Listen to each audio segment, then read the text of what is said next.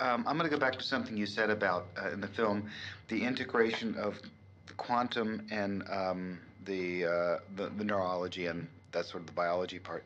Because we purposely in the film kind of left that vague so that people could put it together for themselves, and they're very interested in the science behind that. How do you see them fitting together?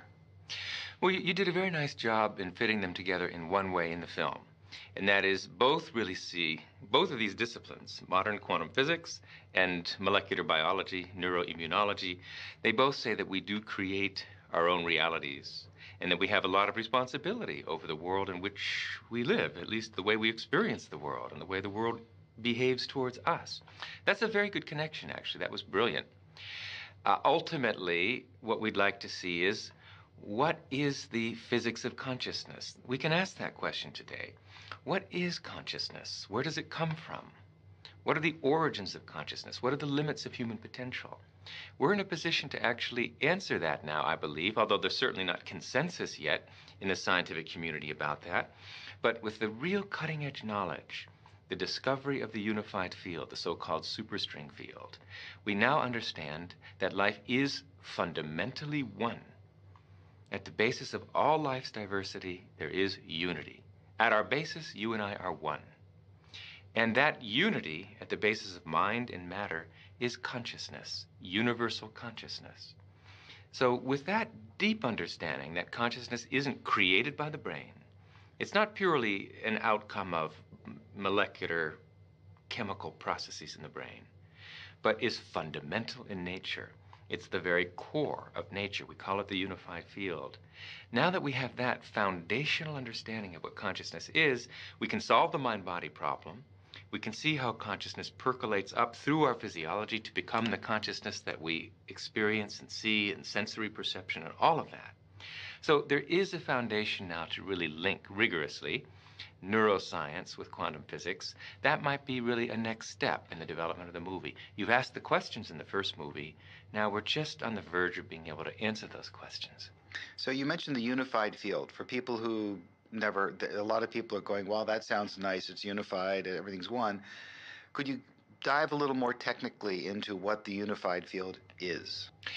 Progress in our understanding of the universe through physics over the past quarter century has been exploring deeper levels of natural law, from the macroscopic to the microscopic, from the molecular to the atomic to the nuclear to subnuclear levels of nature's functioning, so-called electroweak unified scale, grand unified scale, super unified scale.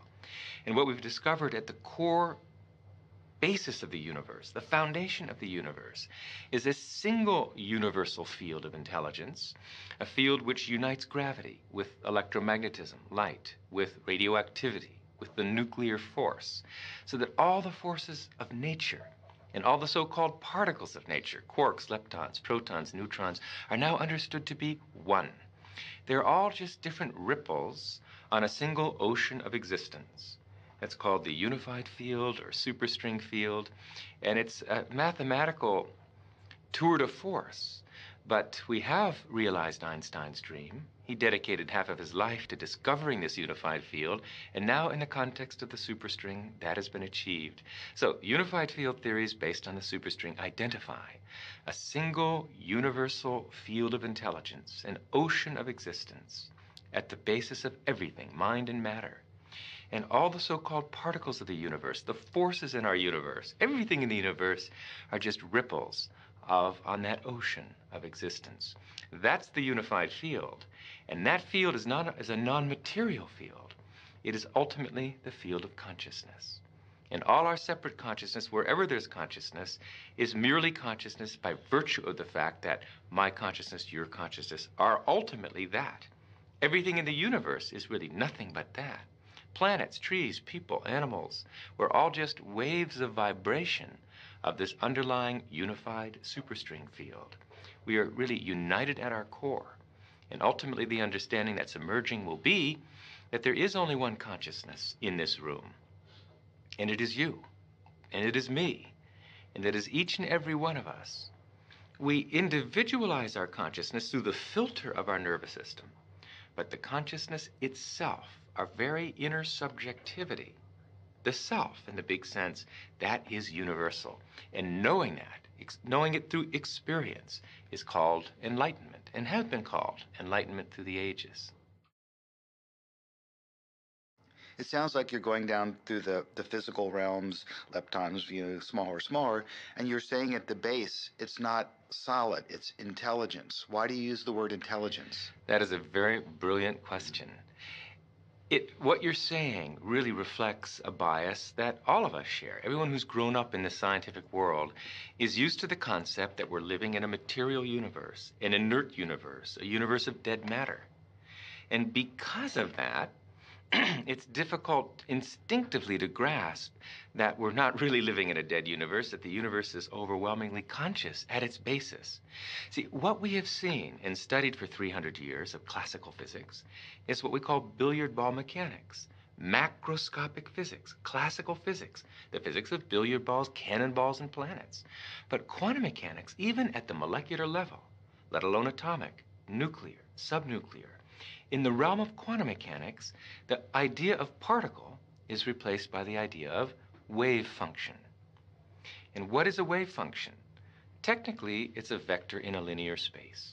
Well, what's a vector in a linear space? What's it made of? What's the substance of nature? Well, a wave function, a vector in a linear space, is made of the same stuff thoughts are made of. We're really living in a thought universe, a conceptual universe. Quantum mechanics is just the play and display of potentiality. So the point I'm making is the deeper you go in the structure of natural law, the less material, the less inert, the less dead the universe is, the more alive, the more conscious the universe becomes. Then when you get to the foundation of the universe, the unified field or superstring field, it's simply a field of pure being, pure intelligence. Intelligence because it's the fountainhead of all the laws of nature, all the fundamental forces, all the fundamental particles, all the laws governing life at every level of the universe have their unified source in the unified field. That makes the unified field the most concentrated field of intelligence in nature. Non-material, dynamic, self-aware intelligence. Those are the properties of the unified field. Could you also use the term, because I've read this someplace, some people are saying at the bottom, it's also information. Is that kind of similar, or is that another way to describe the same thing? It's very similar. I'd say the quantum world, quantum mechanics, is really the play and display of information, the play and display of potentiality, waves of information, waves of potential electron. And it's important, the word potential. This isn't the world of electrons, it's the world of potential electrons. But when you have to ask the question, waves of what, really? What is the field that is waving? Is it the ocean? No, it's a universal ocean, an ocean of pure potentiality, an ocean of abstract potential existence. We call it the unified field or superstring field. And that's what we're made of. So, as you said, the tighter physics have tried to grasp onto physical reality, to understand what it's really made of. What are the core building blocks of life at the basis of it all? Life, the universe, slips through your fingers.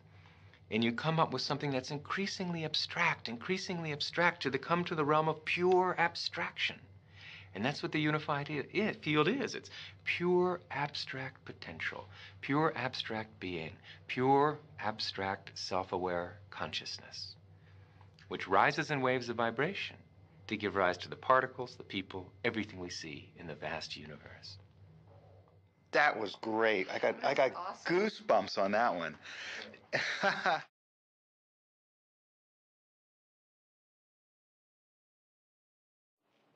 Why? I don't know, this is a big question. I'm not even going to answer it, but I've always asked this question of all the people that I keep talking to because it seems so obvious to me. Most of what you're saying, it just seems very natural. Why are we not educating? How do we get so? If the Vedics seem to have it right such a long time ago, how did we end up here? You know. Boy, that's a good question. How is knowledge lost? The knowledge of enlightenment can easily be lost. The techniques to experience pure consciousness, unbounded awareness, can easily be lost, not because they're difficult or complicated, but because they're so subtle. Very interesting. In order to transcend, to experience unbounded awareness, consciousness has to settle down completely. Now, if you try and reproduce that experience, you'll never succeed, because trying involves effort, and effort keeps